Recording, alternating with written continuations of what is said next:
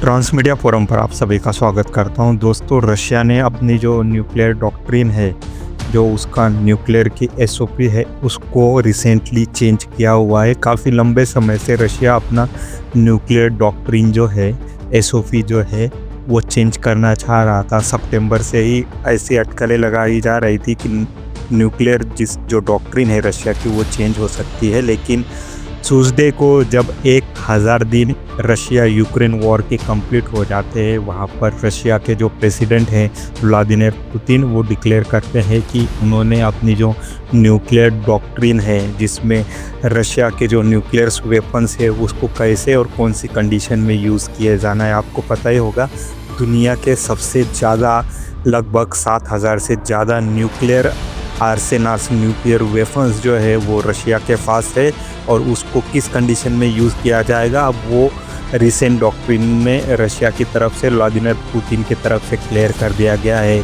अब इसमें कहा गया है कि नॉन न्यूक्लियर स्टेट भी रशिया के ऊपर अगर फॉरेन कंट्री का सपोर्ट लेके उसके ऊपर बहुत ही बड़ा रशिया के ऊपर मैसिव अटैक किया जाता है, जो फॉरेन कंट्रीज़ है उनके पास अगर न्यूक्लियर बॉम्ब है तो उसको जॉइंट असॉल्ट रशिया के अगेंस्ट उसको कंसिडर किया जाएगा, और रशिया उस हिसाब से उस कंट्री को, और जो कंट्री उसको बैक कर रही है, जिस कंट्री के बहकावे में आके अगर यूक्रेन रशिया पर अटैक कर रहा है, तो उस कंट्री से भी रशिया जो है वो अपने न्यूक्लियर आर्सेनल यूज़ कर सकता है।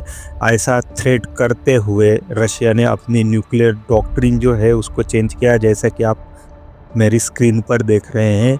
1000 दिन रशिया यूक्रेन की कंप्लीट होने के बाद हुआ है। रिसेंटली आपने न्यूज़ देखी होगी, जिसमें अमेरिका ने यूक्रेन को 300 किलोमीटर तक मार करने की जो उसकी मिसाइलें हैं उसको परमिशन दे दी। अब यूक्रेन 300 किलोमीटर तक रशिया टेरिटरी पर मार कर सकता है, अपनी मिसाइलों को यूज़ कर सकता है। आपको पता ही होगा दोस्तों, सोवियत यूनियन टूटने के बाद सोवियत यूनियन की पूरी रिस्पॉन्सिबिलिटी या जो सत्ता थी वो रशिया के पास आ गई है, और सोवियत यूनियन के जितने भी आर्सेनल थे न्यूक्लियर, 7000 के ऊपर ये जो आर्सेनल है वो रशिया के पास है।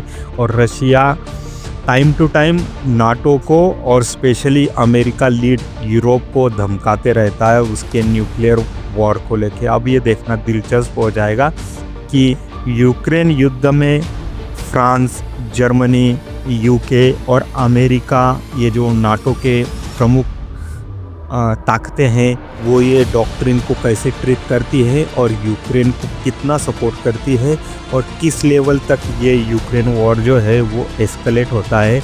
लेकिन जाते जाते जो बाइडन और कमला हैरिस जो है वो डोनाल्ड ट्रंप की जो नई गवर्नमेंट आने वाली है 20 जनवरी को यूएस में, उसके लिए एक चैलेंज क्रिएट करके जा रहे हैं, एक डिफ़िकल्ट सिचुएशन क्रिएट करके जा रहे हैं। शायद जहां से मुड़ना डोनाल्ड ट्रंप को या युद्ध रुकवाना डोनाल्ड ट्रंप के लिए काफ़ी डिफ़िकल्ट होते चला जाएगा।